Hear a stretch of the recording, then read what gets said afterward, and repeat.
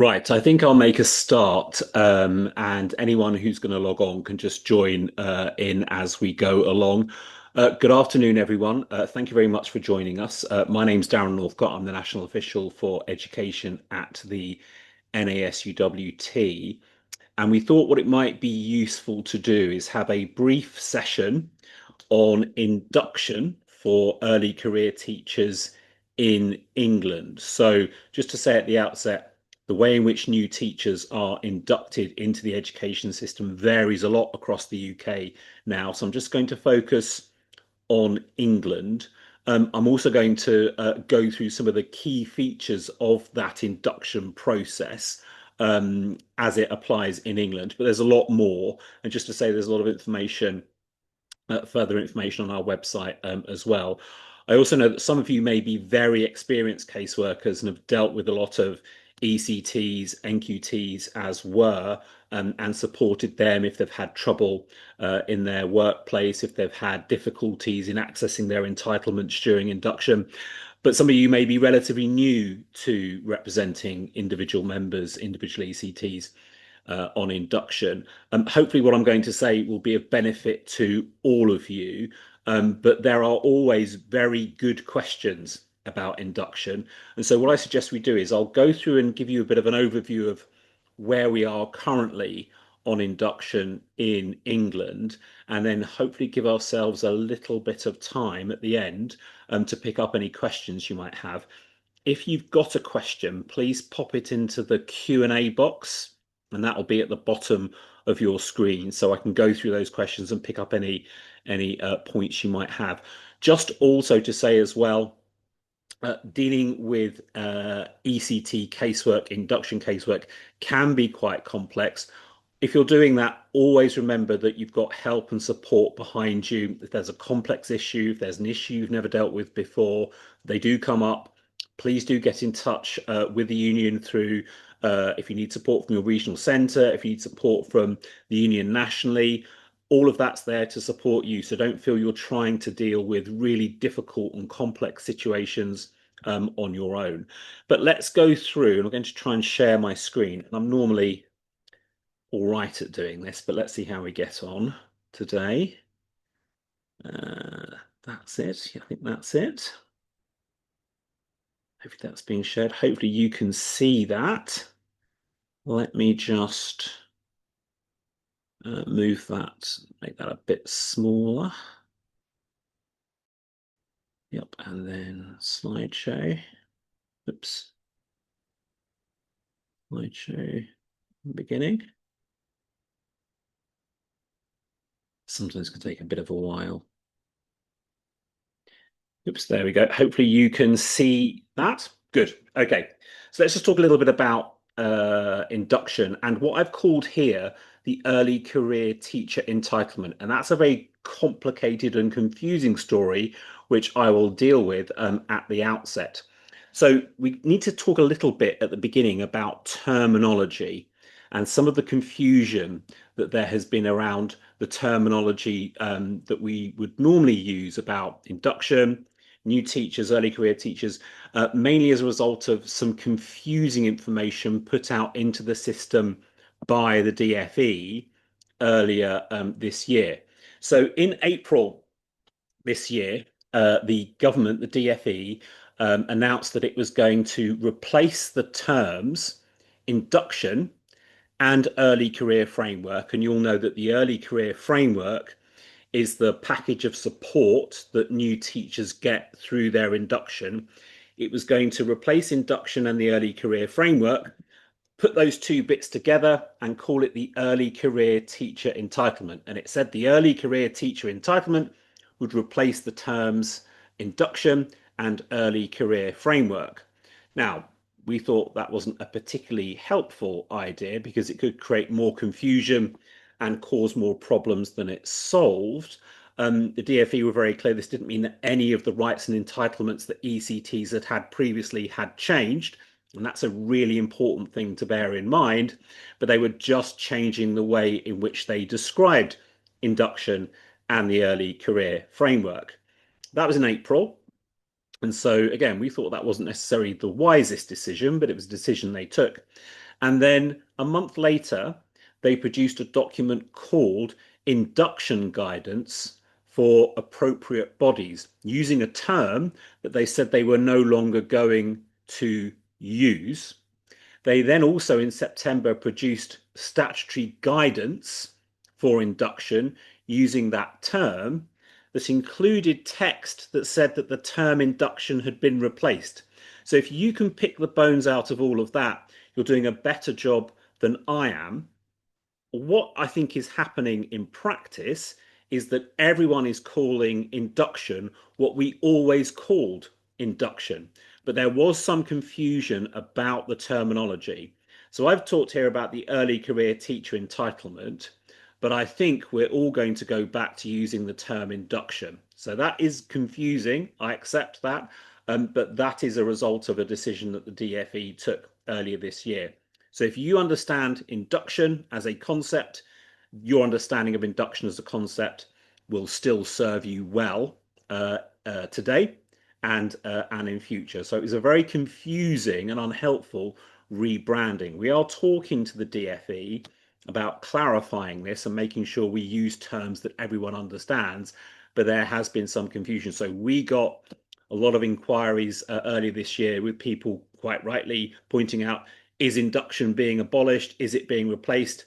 The answer to that is no. Induction still stays in place as it always has been. It's just the DfE have created confusion about what they want to call what we all call induction. We know, certainly from our experience since September, pretty much everyone is calling induction induction. So I apologize for that confusing introduction to this presentation, but I thought it was important to address that. As I say, the key point for you and for the members that you represent is that the rights and entitlements for early career teachers remain unchanged. So none of those entitlements, none of those arrangements that were in place last year have been changed in any significant way.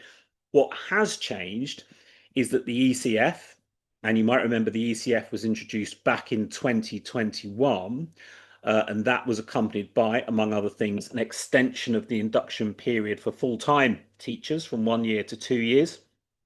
That has been replaced by something called, and this is not a particularly snappy collection of letters, the ITT ECF. So the ECF is now the Initial Teacher Training and Early Career Framework. So we talk about those 6 letters rather than the ECF we talked about previously. But again, lots of people will still talk about the ECF, but the official title is now the ITT, excuse me, ECF. The purpose of that change, and it's not an unreasonable change, was that before you had something called the ECF, the Early Career Framework.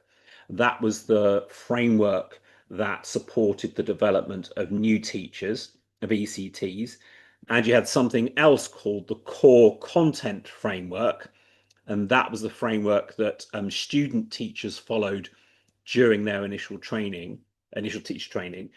There were a lot of complaints, a lot of feedback. We got a lot of feedback from ECT members post 2021 to say that these frameworks were unhelpful in that many ECTs reported that the early career framework was treading over old ground. So ECTs were being asked to cover things that they had covered during their initial teacher training. So the ITT ECF is an attempt to have more coherence, to make sure that that part of the training that takes place once someone has got QTS and they're working in a school builds more coherently on their previous experiences. But the bit that relates to new teachers, the ECF, that's now all included within the ITT ECF. There have been some changes in content to that ECF as well, which are reflecting feedback that certainly we gave as a result of what our members were telling us, and also feedback they received elsewhere. So it has been changed, got strengthened content, for example, on special educational needs and disabilities. But the basic architecture does remain the same. And from your perspective as caseworkers, it's probably not a particularly significant change, but it's just useful to know about it. So a few things to keep in mind then, and again, most of you I'm sure are going to be very familiar with this, is that induction, and let's agree now to use the word induction. Induction is a legal statutory process. So the induction guidance, the regulations, don't set out things that employers can choose to do. They set out things that employers must do if they employ an ECT. So there's statutory guidance for schools, employers, appropriate bodies, and ECTs. The key document for you as caseworkers is the statutory guidance on induction. There's links to all of this on our website, but that really is the key document. There's a lot of statutory guidance produced by the DfE. A lot of it isn't particularly readable or accessible. I would say the statutory guidance on induction is probably one of the better pieces of advice and information that the DfE publishes. I'd say well over 90% of inquiries that certainly I see and that colleagues receive in relation to induction can be answered with reference to that document. So make sure you've got the statutory guidance on induction to hand if you're doing casework for ECTs, you're representing their interests. It's a very important document in that respect. Doesn't mean you have to commit it to memory. I certainly haven't done so, but it's quite easy to navigate, and it's quite a good way of quickly finding out what the answer to a particular question might be. There's other guidance, as I say, for employers, appropriate bodies, and ECTs. I'll come on to appropriate bodies in a little while. There's also guidance for schools on managing ITT ECF based training and support. That's very useful as well. That sets out expectations for schools, what they should do and what they shouldn't do. And for our purposes, really critically emphasizes the point that, excuse me, ECTs have rights and entitlements that all employers must provide. There's other documents as well that sets out what an ECT should experience through their ITT ECF program. And there's also, as I say, really important statutory guidance for appropriate bodies that sets out their job in monitoring and overseeing induction, or the ECTE. Going back to what we said at the beginning, the core rights of ECTs. So when we're thinking about casework, this is usually what comes into play. Is an ECT getting their core rights and entitlements? None of those have changed. They're all the same as they were previously. If you go to that statutory guidance, it's all listed on our website, but it's useful to see it if you get a chance in the statutory guidance. It's pages 16 and 17 of that guidance. It sets out all the rights and entitlements that ECTs have. So certainly the 10% reduction in timetable teaching time in year 1 of induction, the 5% reduction in year 2, all the other rights as well, the right to a mentor, the right to teach the same class or classes on a consistent basis. All those rights are the same, and they're set out in the statutory guidance. Again, because they're in statutory guidance, that underlines that really, really important point that these are not optional extras for employers of ECTs. If an employer employs an ECT, they know they are taking on that responsibility. So it's a really important thing to always keep in mind. It also makes clear that assessment is only against the teacher's standards. When we speak to ECTs who are just about to start their induction, their careers as professionally qualified teachers, and we explain that at the end of the induction process, so at the end of the 2 years, if they're working full time, they're going to be assessed against the teacher standards. They often quite rightly point out, well, wasn't I assessed against the teacher standards in order to get QTS? How come I'm being assessed against exactly the same standards at the end of induction? That's an excellent question. It's a question we have asked since this system was set up in 2012 by the coalition government.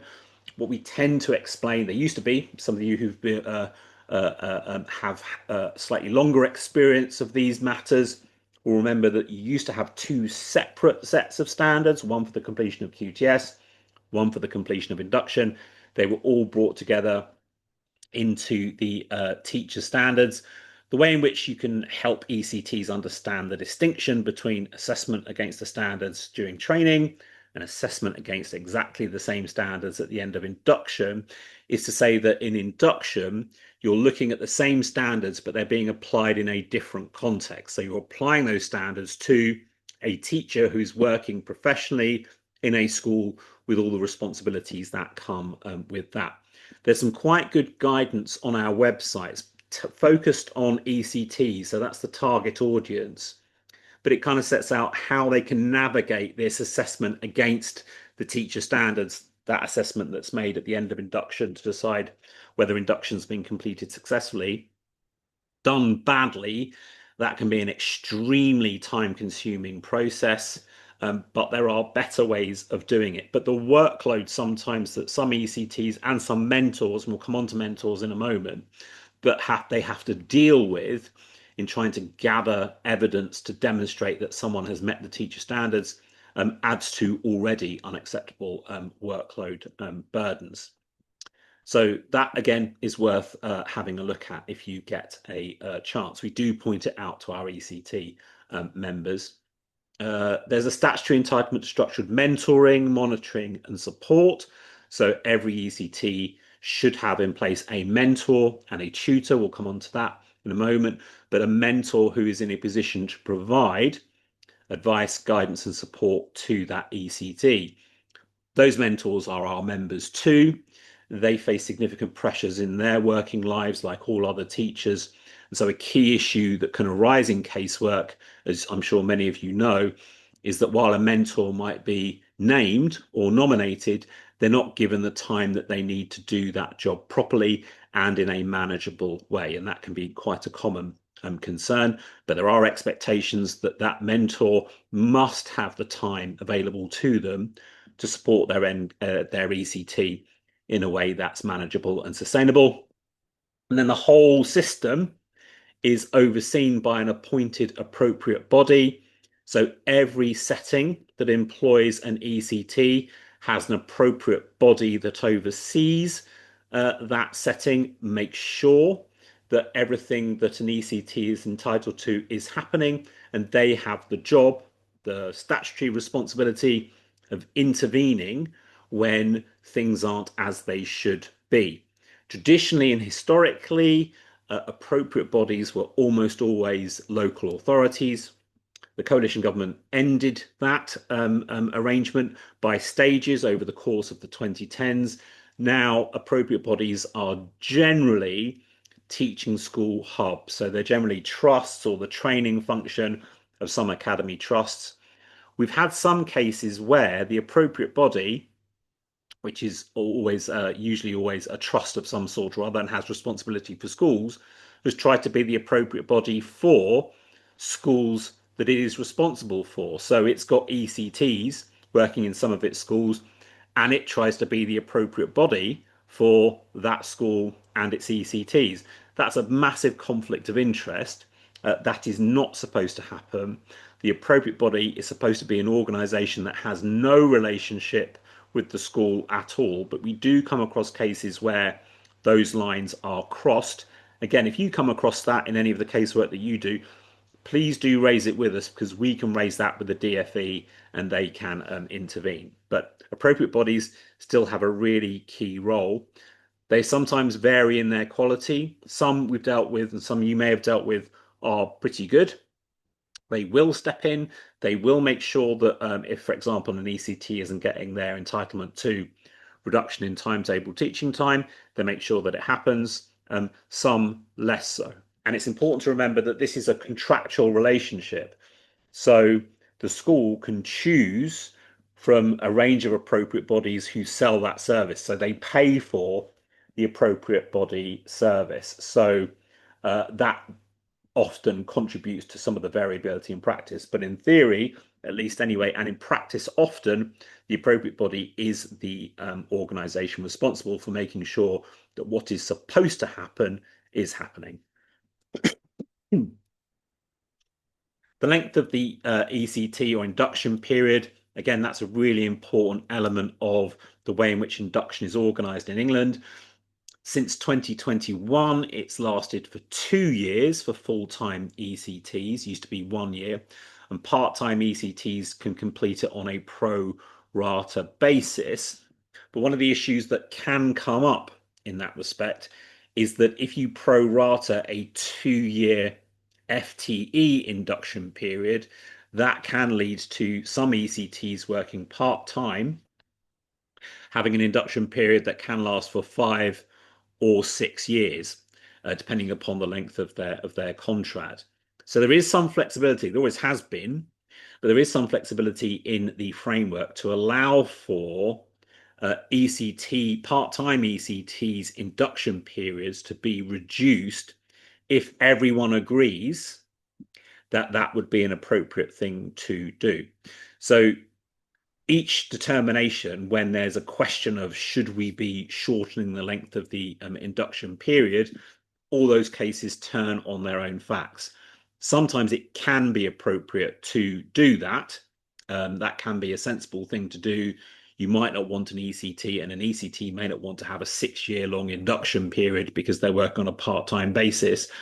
The factor always to bear in mind, though, is that if an ECT, and the ECT must agree to this, sometimes they're put under unacceptable pressure by employers, but if the ECT is of the view that they would like to end their induction period before it's due to conclude, and the employer and the appropriate body also agree that that would be appropriate for this ECT, it's important to bear in mind that what the ECT is doing in that situation is effectively handing over or handing back really important rights and entitlements that they otherwise would have.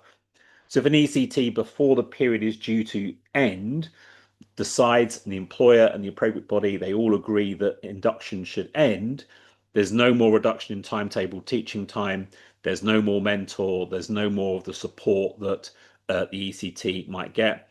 Insofar as the ITT ECF is CPD, we know that provision of CPD for particularly early career stage teachers in England is poor. That's probably the end of much of their CPD entitlement as well. So the point to bear in mind whenever you're talking to an ECT who's minded to end their induction period early is to, on the facts, it may be in the interest of the ECT to do that, but they have to be very clear that in doing that, they may be handing back important rights to the employer. On the flexibility as well, in terms of the length of the induction period, we certainly have had cases where ECTs have been lent on very heavily to end induction early, and that is almost always a cost-driven attempt by the employer to reduce the expenditure it has to have on providing reductions in timetable teaching time, releasing mentors to undertake mentoring duties, and so on. So sometimes an ECT can be put under pressure to end their induction period early when it's not in their interest to do so. And if given a free choice, they wouldn't do so because they're benefiting from the training, they're benefiting from the mentoring, and they're benefiting from the other entitlements they get, such as a reduction in timetable teaching time. Okay, so the reduction in the teaching timetable, ECTs, as we've just said, are entitled to a 10% reduction in year 1 and a 5% reduction in year 2. I'll come on to the funding for all this in a moment. Previously, again, many of you will be aware, when we had a 1-year induction regime, it was a 10% reduction in year 1, and that was it. The extension to year 2, you get a 5% timetable reduction in year 2. There's nothing in the guidance about how that should be structured. Generally speaking, I think in most cases that we see, typical arrangements are a session a week. So a morning or an afternoon during a week. If you're thinking about someone working full time, that would account for 10% timetable reduction. Sometimes you see a day a fortnight models that can work. Problems can arise when the reduction in timetable teaching time is too short to be meaningful. And that can be an issue. That is something perhaps to raise with an appropriate body if it happens. And also remembering, and we come across employers that still try this on, that reduction is in addition to PPA time, not instead of PPA time. So an ECT, if on a contract in a school where PPA applies, then they would get their PPA time On top of that, they would get their timetable reduction by virtue of their status as an ECT. That time is part of directed time. That's very clear. So schools can't try and expire some of this time through time outside of directed time. That reduction must be accounted for in directed time, and all activities that take place for an ECT for someone doing induction that maybe go beyond the 10% reduction in timetable teaching time.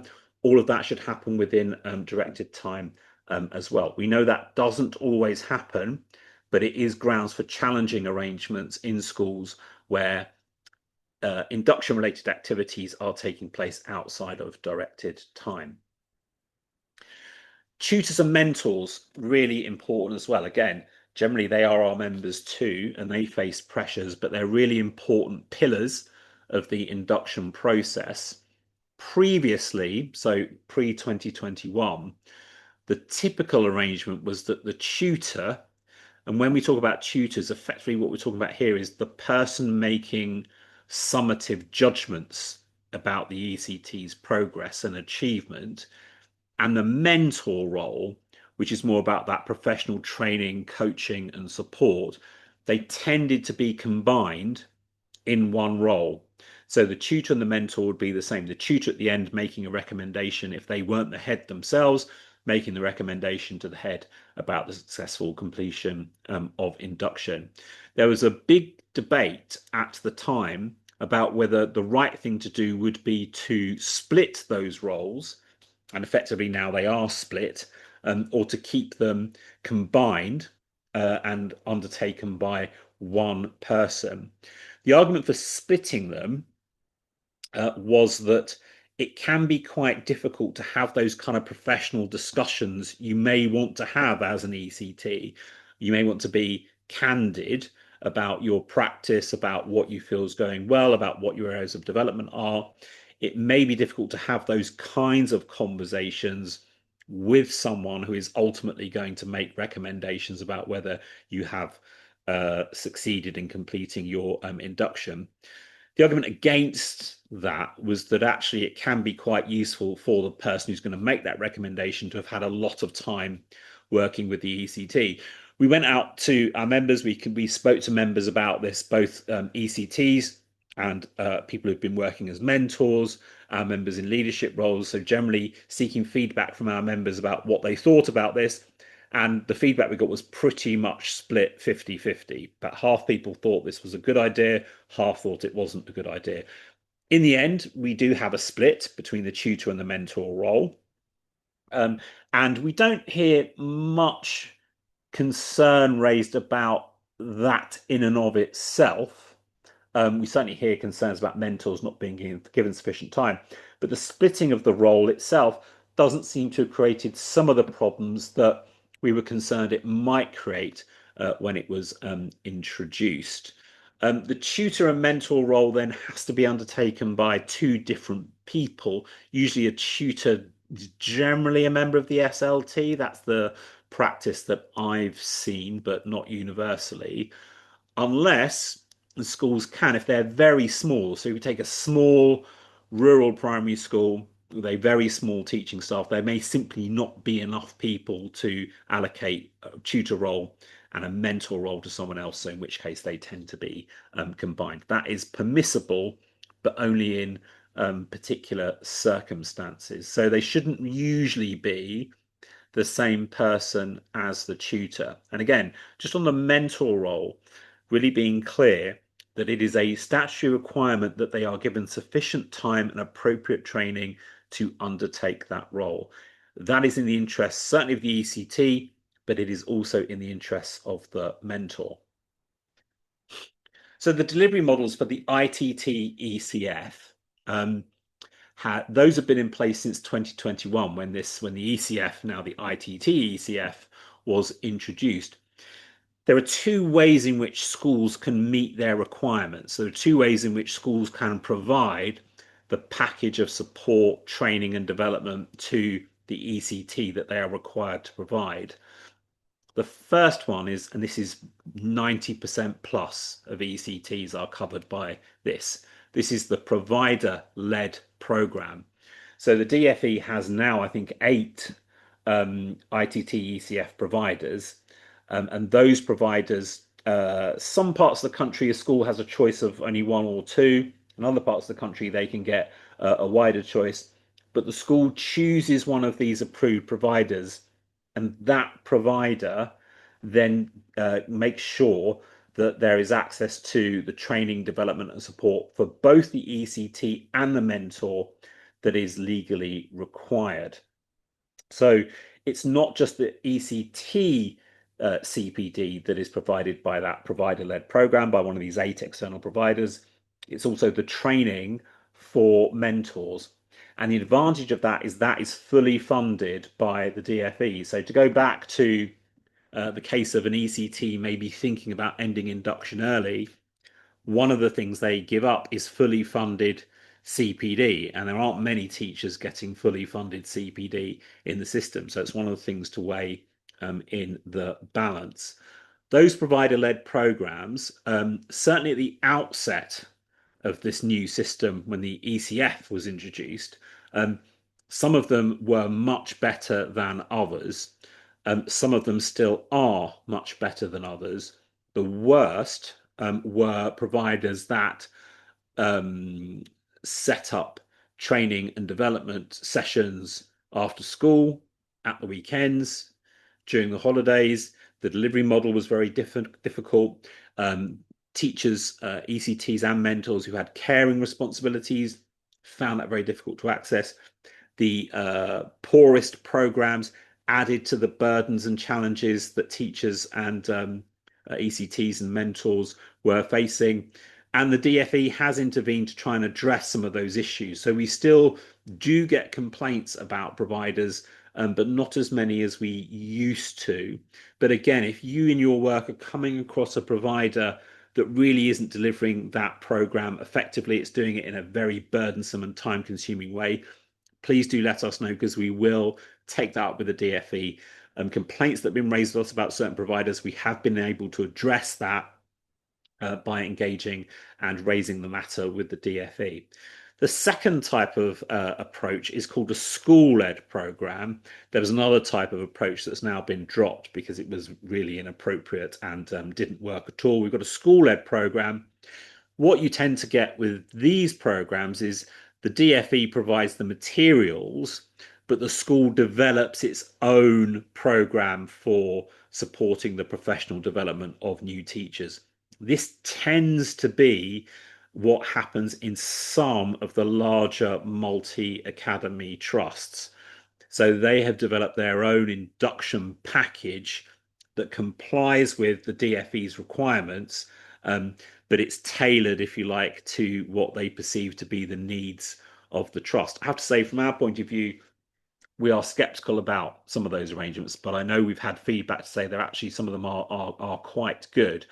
I think sometimes our concern is that the motivation behind doing that is a kind of grow your own approach. So in a sense, you get new teachers into a trust and you teach them the ways of this trust. You make them teachers of children who are attending schools in this trust.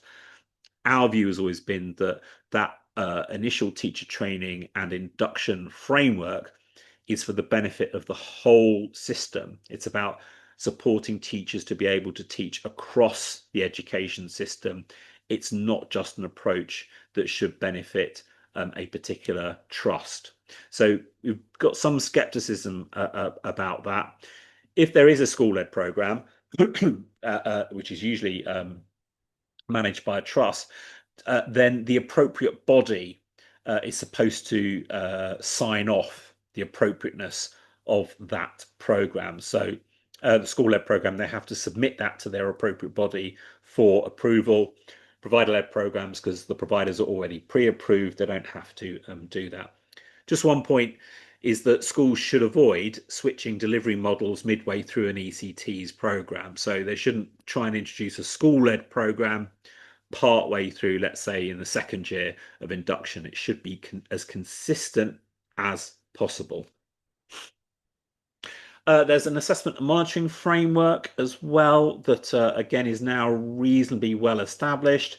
We've got formal assessments at the end of year 1 and 2. So the formal assessment for ECTs, whether they've completed induction or not, takes place at the end of year 2. As I think we all know, very, very few, it's less than 200 ECTs last year have their application to have their induction confirmed as having been completed successfully.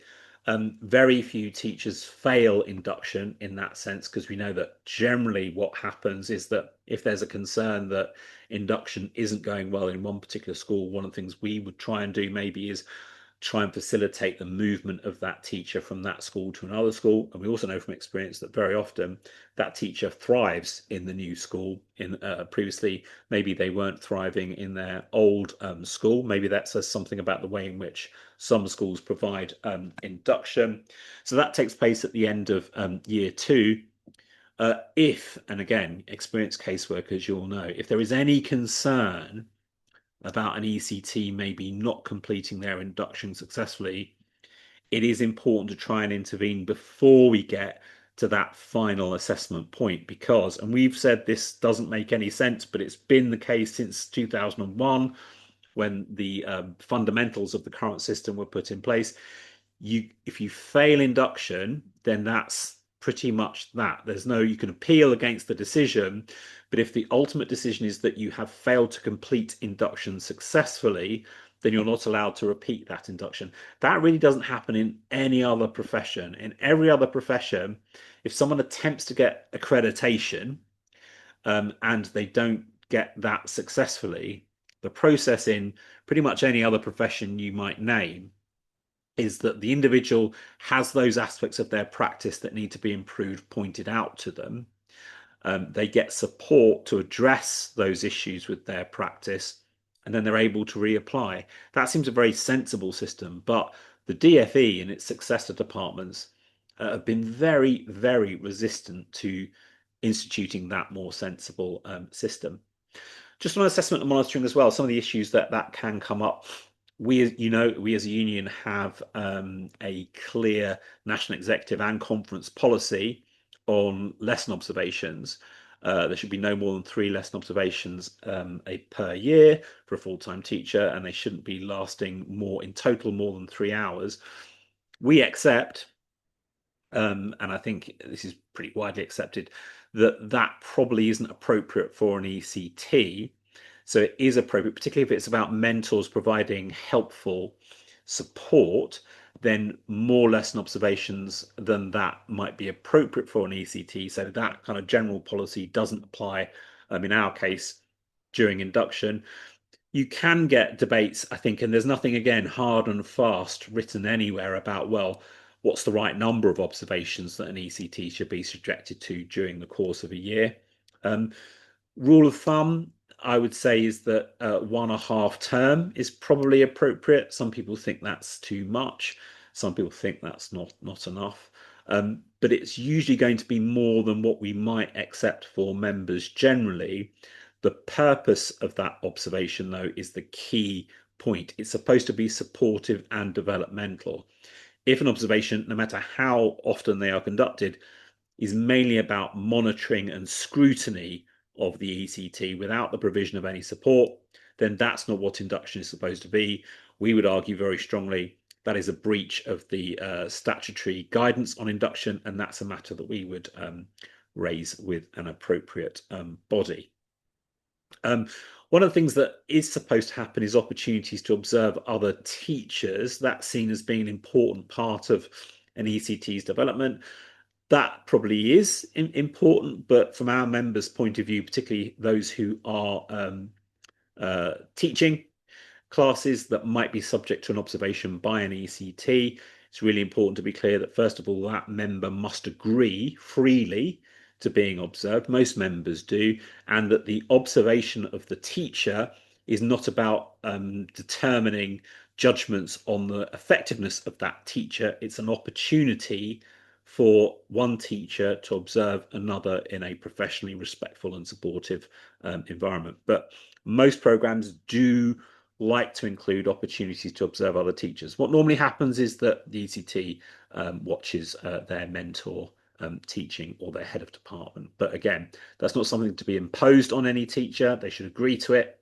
And also, it's not about judging the effectiveness of the teacher who's being having their lesson visited. Appropriate bodies, they are very important, and as we've I think discussed, their job is to make sure that ECT entitlements are being provided and to make sure that schools comply with statutory guidance. The best way to think about the employment of ECTs by employers is that they only have the right to employ ECTs if they comply with all the expectations that are placed on them in the regulations and the guidance. So for schools to take on ECTs, again, you will have come across this. I certainly have. You come across employers who employ an ECT and then plead ignorance about the responsibilities they have towards that ECT. There's really no excuse for that, and those kind of practices should be challenged very robustly. Appropriate bodies, they are there to intervene also when there are problems or failures in provision. That's why making sure there are no conflicts of interest in the relationship between the school and the appropriate body is really, really important as well. One of the things we are pressing the DFE to do, and this has come up, I think, in other sessions that we've done from speaking with colleagues who've had a lot of experience supporting casework experience supporting ECTs, is that the DFE's oversight of appropriate bodies. They're supposed to make sure appropriate bodies do their job. Their oversight isn't what it should be, and that I think that is a real priority for us to make sure that the DFE pulls its finger out, and if an appropriate body isn't doing its job properly, it should no longer be allowed to receive money for providing that service. Pay progression, it's really important as well. We know that schools now, particularly those subject to the STPCD, are no longer under an obligation to have performance-related pay. We're very clear that no school should be having performance-related pay. We know that some still do in some forms or others. There was a concern that when we moved from a 1 year to a 2 year induction period, that might create a barrier to pay progression after year one. The STPCD is very clear that there should be no barriers to pay progression for an ECT moving from year one of induction to year two of induction. And the rationale for that is that if you're going to allow a ECT to continue in induction in year two, then clearly their performance is satisfactory, because otherwise you would have intervened. So no ECT should be facing any barriers to pay progression after year one. And then finally, last slide is on funding. Schools do receive funding to support induction and ECT e-delivery, ITT, ECF delivery. They get additional funding. So every school that employs an ECT must register with the TRA that it has employed an ECT. They get funding for the 5% timetable reduction in year two. They don't get funding for the 10% timetable reduction in year one. We disagreed with that. We thought they should get additional funding for the 10% timetable reduction in year one. The DFE's rationale is that, well, before the current system was introduced, there was already an obligation to provide a 10% reduction in timetable teaching time for the year of induction. This is no different. Therefore, schools should provide that reduction in timetable teaching time from their own budget. We don't think that takes into account the reality of the funding situation in schools. But from a caseworker's perspective, it's very clear that if a school offers a post or is contemplating offering a post to an ECT, it should only do so, and you could argue it must only do so, if it is confident that it can fund the 10% reduction in timetable teaching time. A really important point. And also on mentor time, schools are funded to provide 20 hours per year of mentor time per ECT. Now, we know that some schools provide more than that. I'm not convinced, and we get feedback from mentors that say that's probably not enough time to do the job properly. I think that's right, and we need to press if we can for more support for schools. But there is funding for mentor time. So if schools employ ECTs, they get resources for that. And from September 2025, they will also get funding for 20 hours of mentor training. But that is on a provider-led model only. So going back to the two models, there are the school-led and the provider-led. The additional funding for mentor training, so providing cover effectively, that is something you will only get on a provider-led model. That's quite an incentive, I would say, to use the provider-led model, notwithstanding its problems. But still, there are some trusts that are very clear they want to continue with their own model and eschew that funding for mentor training. That's all right. I suppose they have a legal right to do that, but from our point of view, that doesn't reduce their obligation to make sure that mentors get the time they need to do that job and they get the time to complete the training appropriate to that role. And mentors who began their training before September 2025, there are some, they all continue to receive funding under the previous arrangements. So let's stop sharing. That's a whistle-stop tour through where we are currently on induction in England. There are still, I think, some quite significant shortcomings in that system. I think you could have a fairly lengthy list, but I think near the top of that list would be the variable quality and inclinations to act on the part of appropriate bodies when something has gone wrong. But if something has gone wrong and our ECT member needs our casework advice, and the core of that issue relates to them not getting their entitlement, the full range of their entitlements as set out in the statutory guidance, then it's the appropriate body that is tasked legally with putting that situation right. So let's have a look at the Q&A. Open that up.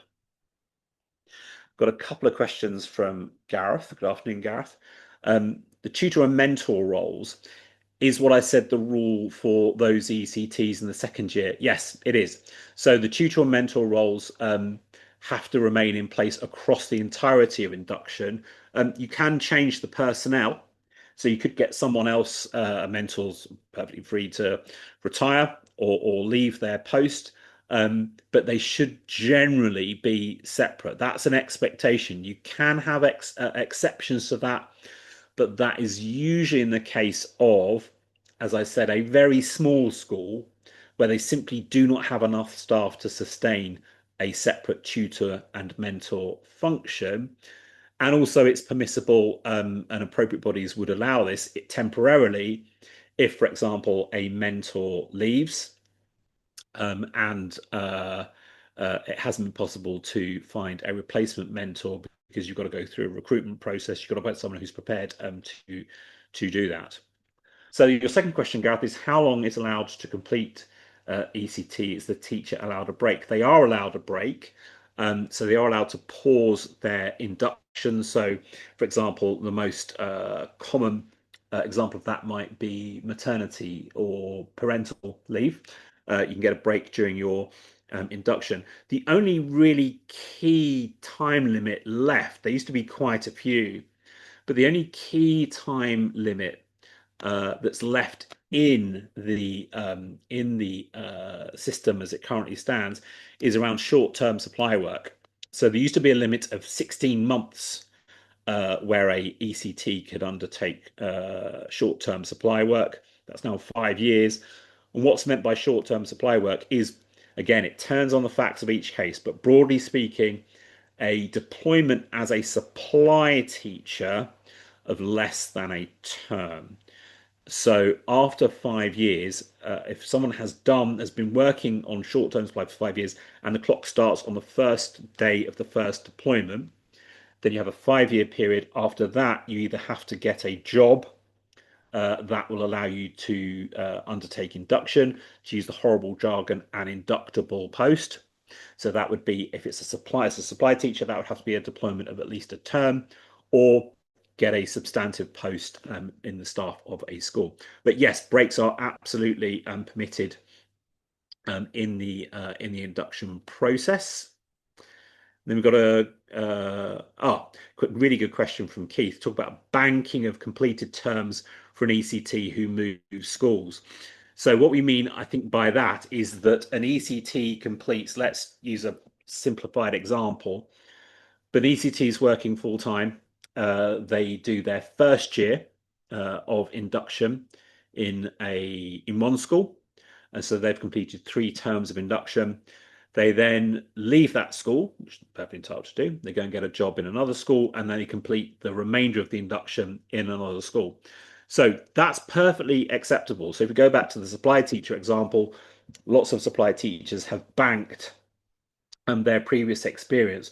What they need to do is build up to that 2 years full-time equivalent period of working, of undertaking induction, bearing in mind what I said previously about the option of curtailing that if everyone agrees that it's in the ECT's interest to do so. So one of the rationales, it's not worked as well in practice as it was supposed to, but one of the rationales behind the introduction of the ECF in 2021 was to allow for more portability of induction. So to allow people to basically pick up what they'd done before, because there's a consistent framework to continue their induction in another school and as far as possible pick up where they left off because the framework and the assessments were all the same. That doesn't necessarily work as well as it should because, for example, you've got 8 different providers, they're all a bit different from each other, but it's better perhaps than it used to be. So essentially what someone who's an ECT moving from one employment to another place of employment should be able to do is bring evidence of where they had got to, and they should be allowed to complete their induction more successfully. One of the things that we are interested in looking at, and we're pushing the DFE to do it, and if the DFE won't do it, I think we will do it ourselves, is to see how easy is it for ECTs to move from one place of employment to another during their induction. Is this kind of pick up where you left off principle, is that working in practice? That's a particular issue, of course, for those teachers who are working as supply teachers, because they often have 2, 3, or 4 different periods of deployment in a school that then have to be combined together to allow for an effective judgment to be made of their induction.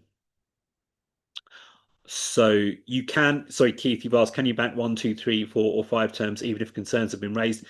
It depends upon the assessment that's been made, but if the school would have taken the view that the ECT would be able to continue their induction, so we have to distinguish between concerns, which can happen in some cases, and areas for further development, which probably applies to every single ECT. They're developing and learning. But if a school is prepared to say, yes, we think that the assessment would have been, our assessment at the time at which this ECT left is that they should continue induction, they would be able to say, well, these are the areas we think this ECT needs to work on, but that wouldn't stop them from completing their induction somewhere else. But also that's got to be accurate. So if we think, well, this school that the ECT is leaving, they are not accurately reflecting the progress of that ECT, then we would absolutely challenge that. And often schools, it's not a perfect correlation, but often schools that are inclined to be critical of ECTs that are leaving them haven't provided the full range of entitlements that the ECT should have been able to access legally. Last question here. This is from Louise. Hello, Louise. You've had a case come in this morning from an ECT1, so first year. Good timing. She says that she's not had the mentoring or support that she's entitled to. Her mentor's been off sick with stress and there's been no replacement. She was employed as a reception class teacher but was asked if she could do year 1. There's a lot. Yes, she agreed, but said that she would need support, but none has been forthcoming. Her head teacher's now told her she has three options: stay in the school and face capability, go off sick and take right, go off sick and take stock and consider our options, all three to resign immediately. Should an ECT be facing capability? I would say in this case, Louise, absolutely not. And this is because the ECT has not received the support that she is entitled to. So there's a lot there, but this ECT is an early years teacher. Yes, technically she can be asked to teach year one, but she needs advice, guidance, and support to do that. Her mentor's been off sick. So she has fundamental entitlements to support that this school has not made available to her. It is legally required to make that support available to her. And then leaning on the teacher to kind of go off sick and consider her position is entirely unacceptable. In my view, this is something that absolutely should be raised directly with the appropriate body, because what's supposed to be happening to support this ECT isn't happening. And it's the appropriate body's job to make sure that all those things that should be in place, such as a mentor, are in place. Mentors can go off sick, and we know that happens.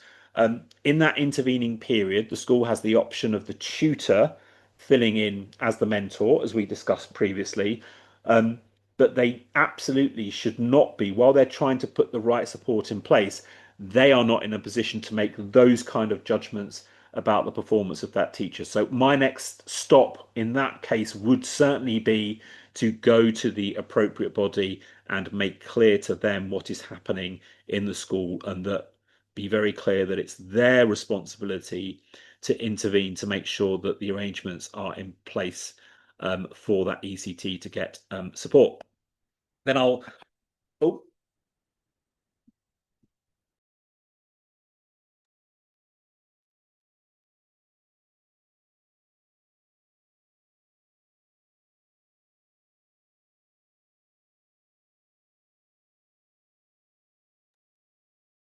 that's my fire alarm, but there's no fire. So just to assure you.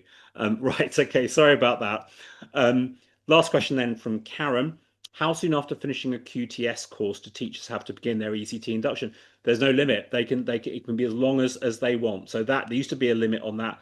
That limit's now gone, so they are not under any pressure to begin it. What we would say to them, though, very clearly is it's in your interest to start if you can. There can be very good reasons why you can't start. You may not be able to find a job. You may have things going on in your family life, but I wouldn't worry about necessarily falling foul of any time limits. But what I would say is that it's in their interest to start their induction as soon as they possibly can after they've finished their training. So I think that's our time. I hope that has been helpful to you. As I say, there's lots of advice and guidance on our website that you should certainly look at if you're thinking about or dealing with a case related to ECTs. But also, please do remember that support and advice is here. Some of these cases can be really complex. So if you ever want someone to talk the case through with, if you're not clear what the regulations might mean in some contexts or others, I would say every year we get cases that we've never encountered before. So unusual things can certainly happen in the field of induction. But please do seek support and advice if that would be helpful to you, because that support is there to help you do the really important work that you do on behalf of our members. So I'll leave it there. Thank you very much for attending this afternoon. And I look forward to seeing you all soon, either virtually or in person. Enjoy the rest of your day and enjoy your weekend. Thank you very much.